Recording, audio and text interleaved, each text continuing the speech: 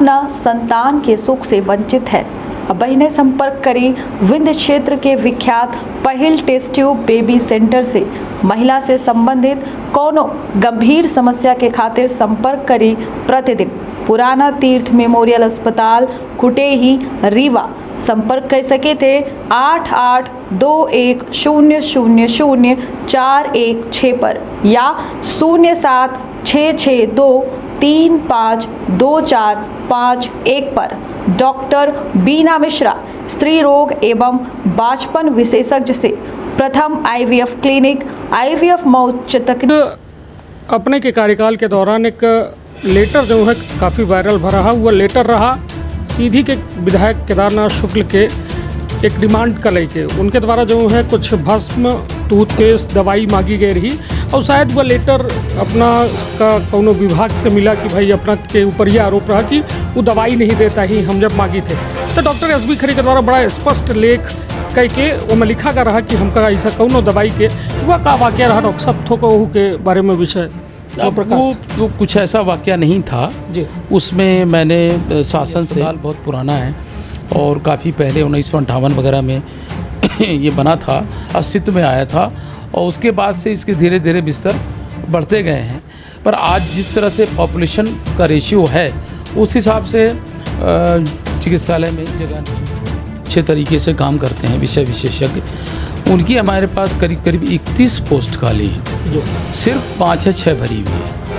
और जो medical officers हैं उनकी पोस्टिंग हुई है पर वो अभी MBBS भर हैं। अपना से जुड़ी कि डॉक्टर देवेंद्र सिंह जी पूर्व यहाँ सिविल सर्जन रहे, हालांकि अब वो रिटायर हो चुके हैं और अब वर्तमान में अपना सिविल सर्जन है। का विवाद है अपना बच्चन के बीच में कि या मीडिया के सुर्खी बनत रहा थी आए दिन, मतलब जिला चिकित्सालय के जब नाम आवत थे तो डॉक्टर देवेंद्र सिंह और डॉक्टर SB खरे के आपसी एक अंतर्द्वंद या फिर का ऐसा विवाद है कि उसे कहो न कहो अस्पताल की व्यवस्था तो बात हुई है। लेकिन एक बात और ही जो बेहद गंभीर ही कि ब्लड बैंक पर लगातार आरोप ये लागत है कि वहाँ से ब्लड बेचा जाता या कई जो लोग हैं मरीज हैं ज़रूरतमंद मरीज आवत है। हालांकि खून के बेचे के अधिकार न अस्पताल के लगे हैं न केहू के लगे हैं, खून बेच तो सकते नहीं। हाँ कि वो अपने धर्म पत्नी डॉक्टर मंजू सिंह जी के पेमेंट लगभग 60 लाख रुपया जो है अपने कार्यकाल में दे दीने रहे। कितनी सत्यता है यह बात में का कहबे में। एक और चर्चा हो थी कि अपना का हाईकोर्ट के द्वारा यह रोक लगी है कि अपना का सिविल सर्जन ना बनावा जाए या और अपना का सीधी कलेक्टर के माध्यम से जो है यहाँ बतौर सिविल सर्जन पदस्थ किया। मध्य प्रदेश के विंध्य के सीधी जिला में हम मौजूद हैं, जहां सीधी जिला चिकित्सालय लगातार इस समय सुर्खियों में है। वजह यह है कि कहो न कहो एक विवाद के चलते और कुछ विवाद और कुछ अव्यवस्था दोनों के चलते जो है सिविल सर्जन के कबो विवाद सामने आवत है, कबो कुछ ऑडियो वायरल होते, कबो पूर्व सिविल सर्जन जो रहे उनसे कुछ तकरार के बाद सामने आती है और बहुत सारे ऐसा मुद्दा हैं जो पर आज खुल के बात हुई सीधी के वर्तमान सिविल सर्जन डॉक्टर SB खरे से। तो विंध्य क्षेत्र के ये पहल बघेली न्यूज़ चैनल में हम कनिष्ठ तिवारी अपना पंचन का सभी जनन का प्रणाम करी थे और शुरुआत करी थे खास बातचीत के। पहले डॉक्टर साहब अपना के बहुत बहुत स्वागत है। जी आपका भी स्वागत है। डॉक्टर साहब ये कांटो भरा ताज जो पाए हैं जो अव्यवस्था के आलम जिला चिकित्सालय के है, पहली प्रतिक्रिया अपना के का है? देखिए अभी तो गर्मी का सीज़न चल रहा है और वैसे भी अभी जब हमने प्रभार लिया तो आपका कहना सही है, बड़ी डावाडोल स्थिति है। न AC चल रहे थे, न पंखे चल रहे थे, न कूलर चल रहे थे और अचानक गर्मी का प्रकोप आया। तो मेरा सबसे पहला भी प्रयास ये चल रहा है और मैंने काफ़ी काम किया है कि जो AC लगे हैं उनको रिपेयर कराया और कूलर पंखे रिपेयर कराए। नए तो हम ख़रीद नहीं सकते क्योंकि उसके लिए कोई बजट नहीं है, पर जितना भी मुझसे हो सक रहा है। और वो कोविड ICU जो पहले बना था उसको गायनी ICU बनाया है मैंने, उसका AC ख़राब था उसको रिपेयर कराया। SNCU में AC चल ही नहीं रहा था, बच्चे बहुत परेशान थे, उस AC को रिपेयर कराया। और वहाँ का तो पूरा सिस्टम ही SNCU वगैरह का गड़बड़ था। धीरे धीरे व्यवस्था पटरी पे आ रही है और मैं लगातार प्रयास कर रहा हूँ कि एक हफ्ते के अंदर ये सारी व्यवस्थाएं जितना संभव होगा मैं दुरुस्त कर लूँगा। डॉक्टर साहब, आप अपना ये कही लगे कि हम सब दुरुस्तगी करे में लगे हैं, लेकिन यदि बात की जाए सीजन मतलब एक यदि मेडिकल फील्ड में बात की जाए तो वह समय जब सबसे ज़्यादा बीमार आवत है, उस लगभग कमोबेश स्थिति यह है कि मौसम यह है जौने में सबसे ज़्यादा ज़मीनन पर पहुँचाए के इंतज़ाम की जात है, मतलब इलाज के कई एक बे तस्वीर होती हैं अपनों दिखे हो, और वह कहो न कहो एक बेहद जो है शर्मनाक स्थिति होती कि जब इतना बड़ा ट्रामा सेंटर बन रहा है यह, और लगभग 300 बेड के बाद सामने आई कि 300 बेड के वो ट्रामा सेंटर है। का कुछ है वो ट्रामा सेंटर के बारे में कुछ बताइए, वो कब तक आम जनता का हुआ जो है मतलब उपलब्ध हो पाए? ट्रामा सेंटर 100 बेड का बना है, 300 बिस्तर का नहीं, 300 बिस्तर का अपना पुराना हॉस्पिटल है जी। और जैसा आपने पूछा कि ज़मीन में लिटा के इलाज करना, तो चूंकि आप भी जानते हैं कि यहाँ ग्रामीण क्षेत्र बहुत ज़्यादा है और बीच में कोई अस्पताल नहीं है, यहाँ बैढ़न और सीधी उसके बाद रीवा, ना प्राइवेट हॉस्पिटल्स ज़्यादा हैं और गरीबों की संख्या ज़्यादा है, तो हमारी मजबूरी हो जाती है कि जब अत्यधिक संख्या में मरीज आते हैं तो अपना पहला उद्देश्य होता है कि उनका उपचार हो और उनकी जान बचे। फिर जहाँ भी लिटा के बने करते हैं, बेड भरे हैं तो बाहर जो पटिया बना है, जो बाहर एक बैठने की व्यवस्था बनाई है, उसमें लिटाकर उनका उपचार किया जाता है। और अच्छी बात यह है कि वो बेचारे उपचार कराते भी हैं और ठीक भी हो जाते हैं। तो एक समस्या तो स्पेस की लगातार चली आ रही है। आप भी जानते हैं ये अस्पताल बहुत पुराना है और काफ़ी पहले 1958 वगैरह में ये बना था, अस्तित्व में आया था और उसके बाद से इसके धीरे धीरे बिस्तर बढ़ते गए हैं। पर आज जिस तरह से पॉपुलेशन का रेशियो है उस हिसाब से चिकित्सालय में जगह नहीं है, तो शासन स्तर पे सारे प्रयास चल रहे हैं और उसी कड़ी में अभी 100 बेड का हॉस्पिटल बहुत जल्दी जिला चिकित्सालय सीधी को मिलेगा। हालांकि ये भी थोड़ा सा लेट हो गया। जब मैं सिविल सर्जन का मैंने पहली बार प्रभार लिया 2018-19 में, उस समय तत्कालीन कलेक्टर महोदय के साथ मिलकर इसकी नींव रखी गई थी। काफ़ी मेहनत की थी उन्होंने, हमने भी, नहीं तो ये ठंडे बस्ते में जा चुका था और इसका जो बहुत सारा बजट उपयोग कर लिया गया था रिपेयर में इधर उधर। फिर उसके बाद मैं स्वयं जाके पीएस मैडम से मिला, उनको बताया तो उन्होंने कहा आपकी तो ट्रॉमा यूनिट बन चुकी है। हमने कहा नहीं मैडम, बन चुकी नहीं है, बनवानी है। फिर उन्होंने काफ़ी सहयोग किया, माननीय तत्कालीन कलेक्टर महोदय ने भी, कमिश्नर महोदय ने भी, और उनके पूरे सहयोग से आज ये अस्पताल 3-4 साल में 100 बिस्तर का अस्पताल खड़ा हुआ है। अब इसके बारे में हम बताएं कि अब हमारे पास सबसे बड़ी कमी डॉक्टरों की नहीं तो ये ट्रामा सेंटर कब तक आम जनता के खातिर चालू? ट्रामा सेंटर का थोड़ा सा काम अभी बचा है, लिफ्ट लगनी है उसमें और कुछ काम प्लेटफॉर्म वगैरह बनने का, मरीजों को बैठने का और लेबर रूम का प्लेटफॉर्म, ये थोड़ा सा काम, बहुत थोड़ा काम है। उद्घाटन के चक्कर में तो नहीं रुका है जी? उद्घाटन के चक्कर में नहीं रुका है, चूँकि वो बिल्डिंग हमको दे रहे थे। हमने जब उसका अवलोकन किया पूरी अस्पताल डॉक्टर की टीम से, पूरी स्टाफ की टीम से, तो उसमें जो कमियां पाई हैं वो उनको ठेकेदार महोदय को मैंने बताया है और वो उसको ठीक कर रहे हैं।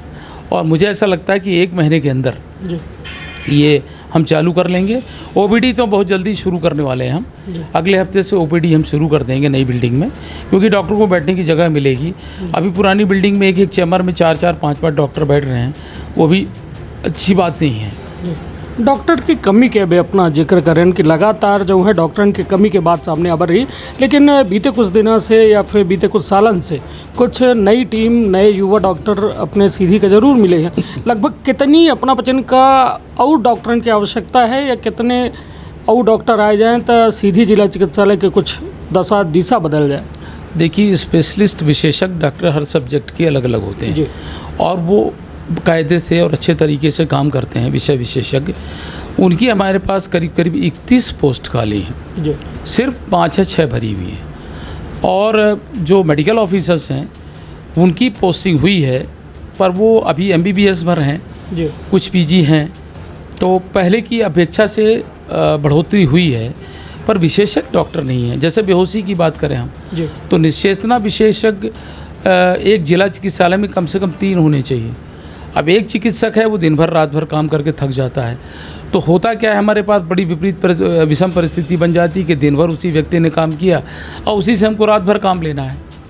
तो ये एक शासन का जो रोस्टर है डॉक्टर्स का, उसके खिलाफ भी है और दूसरा व्यवस्था के भी खिलाफ है। तो अभी हमने कई बार पत्राचार भी किया है और एक निश्चेतना विशेषज्ञ की पोस्टिंग उन्होंने की है, पर अभी तक उन्होंने ज्वाइन नहीं किया है। जिला चिकित्सालय सीधी का यही एक बहुत बड़ा रोना है कि यहाँ पर शासन तो पोस्टिंग करती है, पर पोस्टिंग के बाद कोई चिकित्सक यहाँ आने को तैयार नहीं होते। अब क्या रीज़न है? रेलवे कनेक्शन नहीं है, हवाई कनेक्शन नहीं है, तो ऐसे बहुत सारे ज़िले हैं जहाँ नहीं है। तो सीधी एक ऐसा अलूफ ज़िला है जहाँ पर पोस्टिंग होने के बाद भी चिकित्सक अपनी आमद प्रस्तुत नहीं करते हैं। पर अब धीरे धीरे अभी बीच में एक कुछ नियम में बदलाव की इनका रहा कि यदि जे न जई तो कर मान्यता न दीन जई नहीं, वो तो ग्रामीण क्षेत्र में MBBS डॉक्टर की खेती रहे। बॉन्ड चिकित्सक के मुँह में नियम बन गया है कि बॉन्ड चिकित्सक का 1 साल उनका गांव में गुजारा इनका पड़ी, पर PG चिकित्सक के लाने ऐसा कोनो नियम नहीं बना हुआ है। उनका पोस्टिंग शासन स्तर से होती और उनका जिला चिकित्सालय भेजा जाते, पर वो मॉडिफाई करा लेते हैं ऑर्डर, और मॉडिफाई कराए के अपना जहाँ चाहते वहाँ चले जाते हैं। चलिए ठीक है, तो ये तो हुई कि जिला चिकित्सालय की स्थिति के बारे में चर्चा, जो वास्तव में एक बेहद बड़ी ज़रूरत डॉक्टरन के ही जो विशेषज्ञ हैं, और यदि वो मिला थे तब जाए के कुछ ओके साथ हम एक चीज़ और कहा, ये तो डॉक्टर के तो ठीक है, अस्पताल डॉक्टर, स्टाफ नर्स और वार्ड बॉय, कंपाउंडर, ड्रेसर, चपरासी, इनसे वार्ड आया से चला था। आज की स्थिति में हमारे पास न वार्ड आया ही, न वार्ड बॉय आया ही, न चपरासी बचे हैं, न कंपाउंडर, ड्राइवर, सब रिटायर हो चले गए। नई भर्ती भय नहीं, और शासन से नई भर्ती में रोक है। तो हमारे जिला प्रशासन से अपना के माध्यम से अनुरोध है कि आउटसोर्सिंग के माध्यम से उनका जैसे व्यवस्था चले, उनका भर्ती की जाए शासन स्तर से, स्थानीय शासन के स्तर से आउटसोर्सिंग एजेंसी के लाने, और जैसे काम करे वाले मिले तब तो व्यवस्था सुचारू रूप से चली। नहीं तो सिर्फ डॉक्टर के बैठे से व्यवस्था सुधर जी, ऐसा नहीं है। चलिए, निश्चित तौर पर एक बेहद संवेदनशील विषय है। यहीं से हम बे कह रहे हैं कि सीधी के जिला चिकित्सालय अब अनाथन जैसा हो गया है। अनाथ यहीं से कि जब जिम्मेदार शायद ये और नज़र नहीं देखे हैं कि आखिर ज़रूरत का है। अब जैसा एक बड़ी ज़रूरत के बारे में अपना कहें कि अब स्टाफ जो रहा रिटायर हो गया, अब नए स्टाफ के भर्ती के कोनो ऐसा इंतजामात नहीं आई कि नए स्टाफ भर्ती की जाए सके। आउटसोर्स की तरफ अपना कह रहे हैं, और निश्चित तौर पर बेहद ज़रूरी है, काहे कि ये मूलभूत आज की आवश्यकता है स्वास्थ्य, शिक्षा और रोजगार। जब ये बात होती तो ये में बात जब सामने निकल के आवती तो निश्चित तौर पर आम जनता के बेहतरी खातिर कदम जिम्मेदारों को उठावे चाहिए।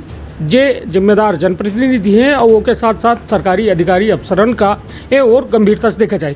डॉक्टर साहब, अभी अपना कहन कि जब लोगन के भीड़ बढ़ जाती तब फिर अपना का ज़मीन के सहारा लेकर पड़त है या पटिया के सहारा लेकर पड़त है। ये बताइए कितने बेड के अस्पताल बन जाए जितने में यहाँ जो सीधी में या भूया वाली कंडीशन ना आई है। अब देखिए, आज के हिसाब से अगर सोचा जाए तो हमको कम से कम 600 बिस्तर का हॉस्पिटल चाहिए, और 100 बिस्तर की बढ़ोतरी हो रही है। 50 से 100 बिस्तर तो हम भी उसमें एडजस्ट करेंगे, क्योंकि 300 बिस्तर के अस्पताल में अभी हमने 350 बेड लगा रखे। जी जी। तो किसी न किसी तरह से व्यवस्था बना रखी है, पर ये आगे आने वाले समय के लिए अपर्याप्त होगा। तो ऐसी व्यवस्था बनी चलती रहे। हमारी माननीय यहाँ के विधायकों, मंत्रियों और स्थानीय प्रशासन, प्रशासनिक अधिकारियों से यही निवेदन है कि जिला चिकित्सालय की व्यवस्था सुधारने में अपना ध्यान भी देंगे और महत्वपूर्ण योगदान भी देंगे। निश्चित तौर पर अब बात अपना से जुड़ी कि डॉक्टर देवेंद्र सिंह जी पूर्व यहाँ सिविल सर्जन रहे, हालांकि अब वो रिटायर हो चुके हैं और अब वर्तमान में अपना सिविल सर्जन है। का विवाद है अपना बच्चन के बीच में कि या मीडिया के सुर्खी बनत रहा थी आए दिन, मतलब जिला चिकित्सालय के जब नाम आवत थे तो डॉक्टर देवेंद्र सिंह और डॉक्टर SP खरे के आपसी एक अंतर्द्वंद या फिर का ऐसा विवाद है कि उसे कहो न कहो अस्पताल की व्यवस्था चरमराए रही। आपने ठीक कहा, आपने खुद कहा कि आपके और डॉक्टर देवेंद्र सिंह के बीच में विवाद अक्सर चर्चित होता है जी। बाकी किसी के साथ तो विवाद चर्चित नहीं हुआ जी। तो इसके जनक स्वयं डॉक्टर देवेंद्र सिंह हैं। मैं उनके बारे में ज़्यादा कुछ नहीं बोलना चाहता, पूरा सीधी उनके बारे में जानता है। पर चूंकि आपने प्रश्न पूछा और वो लगातार व्हाट्सएप के माध्यम से हमारे विरुद्ध बहुत सारी गलत टिप्पणियाँ, हमारे पत्नी के विरुद्ध गलत टिप्पणियाँ जो नहीं करनी चाहिए एक समझदार चिकित्सक को, वो करते रहते हैं। इसके साथ साथ प्रशासकीय कामों में अपने कमेंट्स, दुनिया और मरीजों के संबंध में कमेंट्स, ये सब करते रहते हैं और रिकॉर्डिंग करवाते हैं कर्मचारियों से और मीडिया में इसको संप्रेषित करते हैं। चलिए, कभी उन्होंने अच्छी चीज़ों के लिए संप्रेषित किया? मैं आपसे उनसे ये सवाल पूछता हूँ कि कभी उन्होंने मीडिया में ये संदेश भेजा कि इस अस्पताल की व्यवस्था सुधारने के लिए ये किया जाए? चलिए ठीक है, आप रिटायरमेंट के बाद यहाँ रह रहे हैं, तो क्या आपने कभी संरचनात्मक विचारधारा से कुछ किया? नहीं किया। उन्होंने तो सिर्फ डॉक्टर एसबी खरे, डॉक्टर बबीता खरे के खिलाफ दुष्प्रचार करते रहे। मैं आपको बता दूं कि मैं अपने जीवन काल में मैंने पूरा 30 से 31 साल जिला चिकित्सालय सीधी में गुजारा है। मेरा कभी किसी से कोई विवाद नहीं हुआ, ना मेरे खिलाफ कोई आज दिनांक तक कोई एफआईआर हुई, ना किसी तरह से मैं कभी सस्पेंड हुआ। डॉक्टर देवेंद्र सिंह अपने पूरे सेवा काल में हमेशा विवादित रहे। उनका पत्रकारों से झगड़ा हुआ, उनका नेताओं से झगड़ा हुआ, उनका प्रभारी मंत्री तक से झगड़ा हुआ, जिसके कारण उनका स्थानांतरण यहाँ से होता रहा। वो अपने पूरे सेवा काल में 5 से 7 बार सस्पेंड हुए हैं और इसके साथ साथ ही उनके खिलाफ 14 से 15 आपराधिक मामले दर्ज हुए, जिसमें उनके खिलाफ दंडात्मक कार्रवाई हुई। और इतना ही नहीं, अभी भी उनके खिलाफ 420 पीएनडीटी एक्ट का मुकदमा संधारित है, चल रहा है। देखिए, मुझे बोलना नहीं चाहिए ये सब बातें क्योंकि ये पर्सनल है, पर चूँकि वो व्यक्तिगत हमारे ऊपर एक आक्षेप जनरल लगाते रहते हैं। अभी उन्होंने मीडिया को जो हाल ही में एक गरीब और बहुत ही सीरियस पेशेंट के बारे में ब्लड न दे रहे थे एक टेक्नीशियन और अड़े हुए थे और शराब के नशे में, तो मुझे थोड़ा सख्ती से पेश होना पड़ा क्योंकि 3 घंटे से एक मरीज़ इंतज़ार कर रहा था और उसकी मौत हो जाती तो उसकी जिम्मेवारी कौन लेता? एक अपने संस्था के प्रमुखिया होने के कारण फिर मुझे थोड़ा सख्ती करनी पड़ी और इस सख्ती में मैं मानता हूँ कि मुझसे कुछ भूल हुई, वो मुझे भूल नहीं करनी थी, पर मैं बहुत परेशान था। 250 लोग मेडिकल बोर्ड में बैठे हुए थे और इस तरह से ये सारी संरचना डॉक्टर देवेंद्र सिंह द्वारा रची गई और उनके चक्कर में ये अपने महानुभाव टेक्नीशियन महानुभाव भी पड़े। उनको मैंने ब्लड बैंक से हटा दिया है क्योंकि वो पैथोलॉजी के स्टाफ थे। और मैं तो ये कहना ही चाहूँगा कि डॉक्टर देवेंद्र सिंह ने अपने सिविल सर्जन काल में ऐसे लोगों को जो जिम्मेदारियां दी थी, जो उनके हिसाब से काम करते थे, उनके भ्रष्टाचार में शामिल थे और उनके हिसाब से सारा उनका फीडिंग करते थे। पैथोलॉजी के टेक्नीशियन को ब्लड बैंक का चार्ज क्यों दिया? मेरा सवाल ये। ब्लड बैंक का जो टेक्नीशियन होता है वो अलग होता है, पैथोलॉजी का खून की जांच करने वाला। ये प्रभार उन्होंने उनको क्यों दिया? मैंने तो उसको पहले भी इतनी शिकायतें उस आदमी की थी मेरे पास कि मैंने उन्हीं शिकायतों के आधार पे उसको हटाया था। उसको फिर से वापस लाना ये एक उनका अपना खुद का व्यक्तिगत हित रहा होगा और षड्यंत्र भी रहा होगा और अभी भी वो षड्यंत्र में करने में लगे हुए हैं। अभी उन्होंने मेरे कर्मचारियों के साथ गाली गलौज मेरे चैम्बर में घुस के की थी। नीलेश पांडे और विनोद द्विवेदी के साथ उनका कॉलर फाड़ा, माँ बहन की गालियाँ दी, जिसकी एफआईआर मैंने की, मैंने सूचना पुलिस को दी जो कि अभी विवेचना में है। तो ये कार्य डॉक्टर देवेंद्र सिंह करते हैं विवाद करने का और मैं किसी तरह के विवाद में नहीं पड़ता। मैंने पूरी श्रद्धा निष्ठा से इस चिकित्सालय की सेवा की। यहाँ आईसीयू नहीं था, सीसीयू नहीं था, डायलिसिस नहीं होती थी, मेडिकल वार्ड पूरे बंद पड़े थे। इनको मैंने पिछले 30 वर्षों में एक नया संजीवन दिया है। आप इतिहास उठा के देखें, पुराना उठा के देखें, क्या एडमिशन रेट रहता था, आज की डेट में क्या एडमिशन रेट है। कभी यहाँ हीमोडायलिसिस संभव थी? मैं 10 हीमोडायलिसिस रोज़ करता हूँ अपने निगरानी में। आईसीयू में पेशेंट दिन भर रात भर दौड़ता हूँ, जहर का पेशेंट आए उसको देखने दौड़ता हूँ, फांसी लगा लिया, सांप काट लिया, कोई मेडिसिन का विशेषज्ञ है नहीं। तो अपने प्रशासनिक कार्य के साथ साथ मैं कभी भी अपने चिकित्सीय दायित्व की अवहेलना नहीं करता और चाहे मुझे शारीरिक कष्ट हो या मुझे कुछ, मैं रात में सोया ना हूँ, पर मैं अपने मरीज़ को देखने तुरंत दौड़ता हूँ, उसकी जान बचाने का पूरा प्रयास करता हूँ। जब तक ईश्वर ने मुझे शक्ति दे रखी है मैं इसको करता रहूँगा।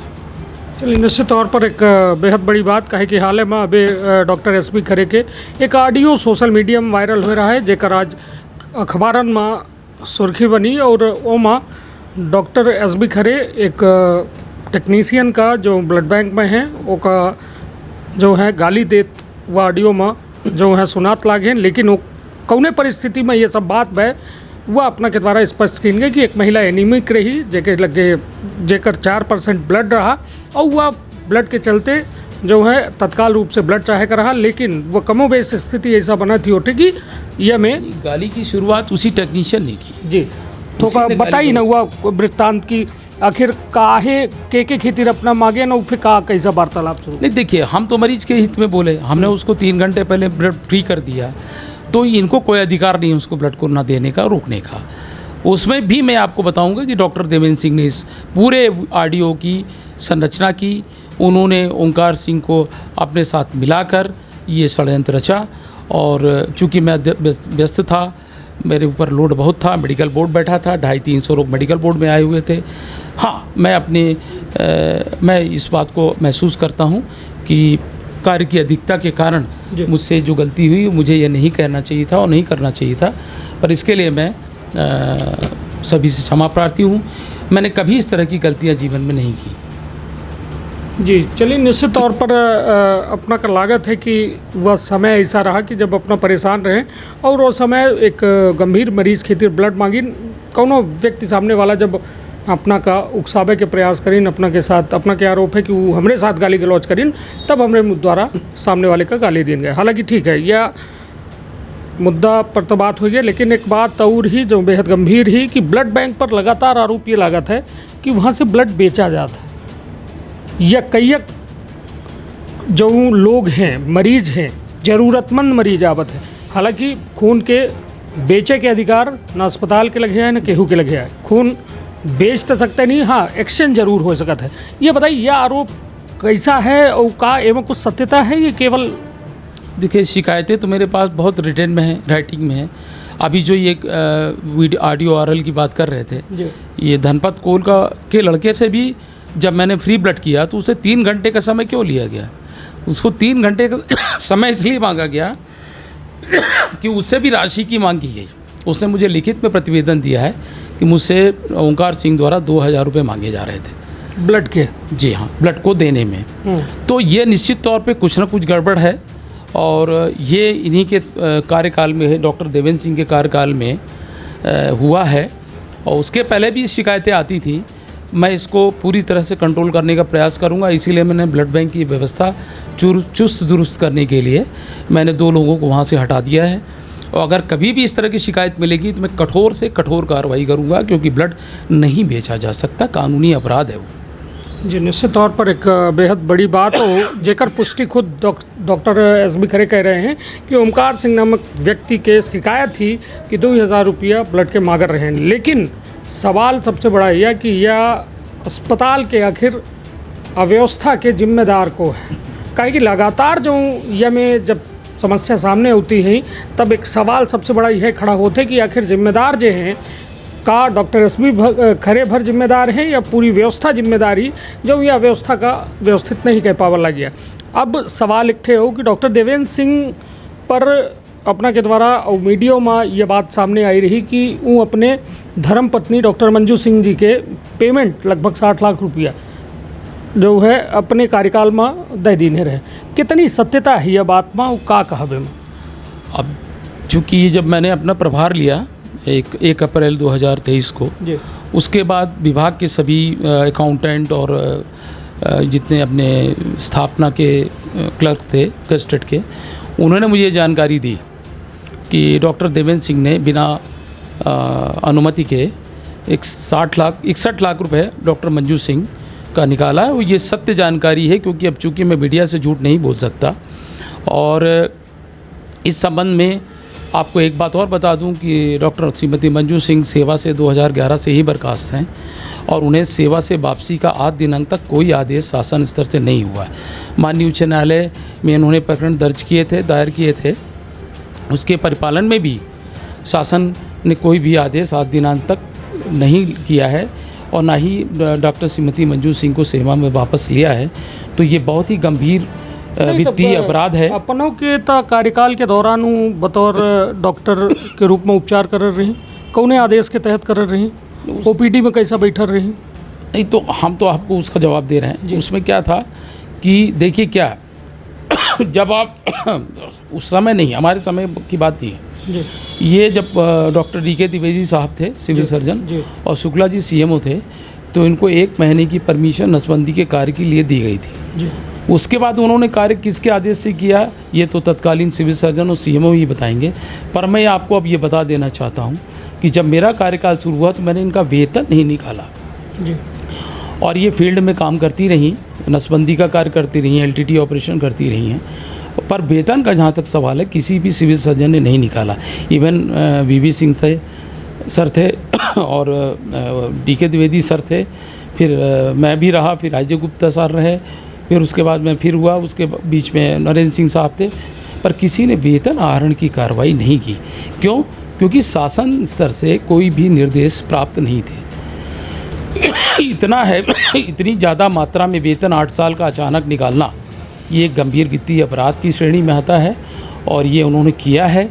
इसकी सूचना मैंने उच्च अधिकारियों को, जिला अधिकारियों को, सबको दी है, जिसमें कमेटी गठित हो चुकी है ऊपर से, और नीचे ऊपर से भी जांच चालू है और यहाँ जिला स्तर से भी जांच की कमेटी बनी हुई है और निश्चित तौर पे इस पे आगे गंभीर परिणाम तत्कालीन सिविल सर्जन को झेलने पड़ेंगे। और इवन जॉइंट डायरेक्टर ने अपनी नोटिस देके इनको, डॉक्टर देवेंद्र सिंह को मना किया था कि अभी वेतन के आहरण की कार्रवाई आप नहीं करें, तो भी डॉक्टर देवेंद्र सिंह ने 60,81,686 रुपये का वेतन का आहरण बिना सेवा वापसी के, बिना किसी लेखा शाखा और इवन उच्च अधिकारी कमिश्नर हेल्थ महोदय, कमिश्नर ACS के अनुमति के वेतन का आहरण किया है, जो एक गंभीर अपराध, वित्तीय अपराध है, जिसे उनको फेस करना पड़ेगा। अपना के लेके एक और चर्चा हो थी कि अपना का हाई कोर्ट के द्वारा यह रोक लगी है कि अपना का सिविल सर्जन ना बनावा जाए, या और अपना का सीधी कलेक्टर के माध्यम से जो है यहाँ बतौर सिविल सर्जन पदस्थ किन गए। यह का पूरा मामला है, एहू के बारे में कुछ प्रकाश है। देखिए, माननीय उच्च न्यायालय की 2 चीज़ें होती हैं जी। एक तो उच्च न्यायालय का निर्देश होता है और एक डायरेक्शन जिसे कहते हैं, और एक ऑब्जर्वेशन होता है। तो कोर्ट ने हमारे लिए, जब हमारे वकील साहब खड़े नहीं हुए, क्यों नहीं खड़े हुए मैं तो नहीं जान सकता, बता सकता, पर कोर्ट ने ऑब्जर्वेशन दिया है, डायरेक्शन नहीं दिया है। और वो एक कंडिका इन्होंने जुड़वाई थी कि हम मैनेज करते हैं, जबकि आपको बता दें कि हम आज की डेट पे सबसे सीनियर मोस्ट विशेषज्ञ हैं इवन रीवा संभाग में, और मेरी जो पूरे मध्य प्रदेश में सीनियरिटी है वो 312 नंबर पे है। तो मुझे माननीय कलेक्टर महोदय ने जो प्रभार दिया है मेरी सीनियरिटी के हिसाब से दिया है, और उन्होंने माननीय उच्च न्यायालय के निर्देशों का अध्ययन किया है और तब उन्होंने दिया। इन्होंने तो डॉक्टर दीपा रानी को बैठा दिया था बिना माननीय कलेक्टर महोदय अथवा उच्च अधिकारियों के आदेश के, जो वो भी एक अपराध था।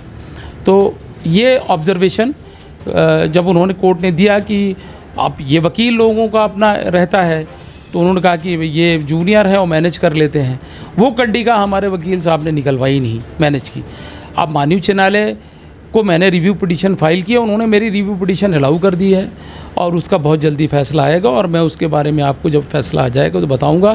कोर्ट ने कहीं ये नहीं लिखा है कि डॉक्टर SB खरे को सिविल सर्जन का प्रभार ना दिया जाए। माननीय उच्च न्यायालय का ऐसा कोई निर्देश नहीं है, डायरेक्शन नहीं। निश्चित तौर पर, लेकिन एक और बड़ा विवाद डॉक्टर देवेंद्र सिंह, बस या लगभग आखिरी अपनों के समय बेहद कीमती है, कहे कि अपनों को मरीज देखे का, अस्पताल के व्यवस्था देखे पड़ी थी। तो अपना से यह सवाल है कि डॉक्टर देवेंद्र सिंह का एक ऑडियो वायरल होता, ऑडियो वायरल में सीधी विधायक और धौहनी विधायक कुंवर सिंह टेकाम और श्री केदारनाथ शुक्ला के जिक्र है कि इनका बचन का अपना 15-15 लाख रुपया दिहन, और उसके बाद कलेक्टर अपना के नियुक्ति जो है सिविल सर्जन के रूप में करी। नहीं, यह एक आरोप है, यह अपना ऑडियो सुने हो अमूमन। हाँ, तो ये में का कहा अपना, ये पूरी तरह असत्य है और झूठा एलिगेशन है, और इसलिए डॉक्टर देवेंद्र सिंह विवादित रहते हैं अपने बयानों में। उन्होंने अपने पूरे सेवा काल में विवाद के अलावा कुछ नहीं किया, और ये जो उन्होंने आरोप लगाया था हमारे ऊपर और माननीय विधायकों के ऊपर, वो सर्वथा बेसलेस है, आधारहीन है और गलत है। मेरे पास इतना पैसा थोड़ी है कि मैं 50 लाख रुपए सिविल सर्जन बनने के लिए खर्च करूंगा, और क्यों करूंगा जब मेरी सीनियरिटी मेरा हक है। मैं 4 साल यहाँ सिविल सर्जन रहा हूँ, ये 5वां साल है, मैं 4 बार बना हूँ सिविल सर्जन, और सीनियरिटी के आधार पर मुझे प्रभार मिला है। और मैं आपको बता दूँ कि मेरे ऊपर आज तक कोई भी वित्तीय अनियमितताओं का आरोप, वित्तीय अनियमितताओं में मेरे ख्याल से जितने भी यहाँ सिविल सर्जन CMO रहे हैं, सभी को कुछ ना कुछ तकलीफ़ें हुई हैं, पर मैं इस बात में पूरे विश्वास से और पूरे भरोसे के साथ आपको कहता हूं कि मेरे ऊपर कोई भी वित्तीय अनियमितता का आरोप नहीं है, मेरे खिलाफ कोई भी क्रिमिनल केस कोर्ट में नहीं है। मैंने पूरी सेवा बेदाग और ईमानदारी से की है। अब मैं सवाल जो आपने पूछा था उसके बारे में बताता हूँ कि ये वो किसी न किसी को प्रॉब्लम में खड़ी करने के लिए इस तरह बयान देते हैं कि इनका नुकसान हो, लोग नाराज़ हों, एक गलत मैसेज सोसाइटी को देते हैं।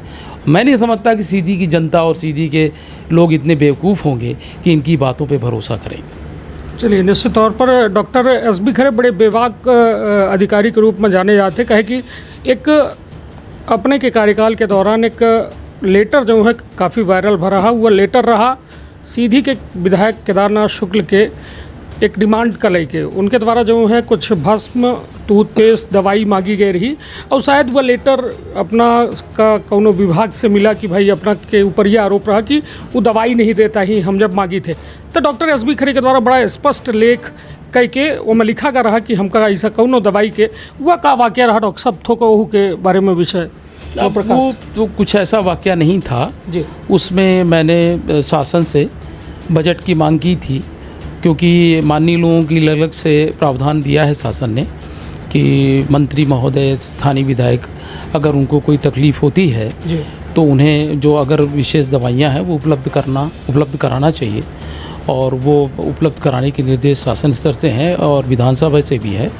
उसी के तारतम्य में मैंने शासन को बजट के लिए चिट्ठी लिखी थी, जिसका कुछ गलत मैसेज गया था। वो अब ऐसी कोई बात नहीं है, वो सब मामला सब समाप्त है और उसमें ऐसी कोई बात नहीं थी। चलिए, तो निश्चित तौर पर हमारे साथ रहे डॉक्टर एस.बी. खरे जे वर्तमान में सीधी के जिला चिकित्सालय के सिविल सर्जन हैं। उनके द्वारा साफ तौर पर यह बात कही जा लगी कि व्यवस्था का सुधारे खातिर हम अपन जीवन के 30 महत्वपूर्ण वर्ष सीधी का दे चुके हैं और लगातार अपना जो है कह रहे हैं कि हम प्रयासरत हैं कि सीधी के जो अस्पताल है, चिकित्सा व्यवस्था है, एक कैसा दुरुस्त किया जाए। जैसा कि अपना के द्वारा एक बड़े सवाल उठाए गए कि डॉक्टर जो विशेषज्ञ हैं उन्होंने की आवश्यकता ही ओके साथ साथ जो सपोर्टिंग स्टाफ है ओकर अति आवश्यकता है। कहे कि डॉक्टर कितनो रही जब नर्स, कंपाउंडर और अन्य स्टाफ न रही तो शायद ये व्यवस्था भरभरा सकत थी या फिर अव्यवस्था में तब्दील हो सकत थी। और निश्चित तौर पर ब्लड बैंक के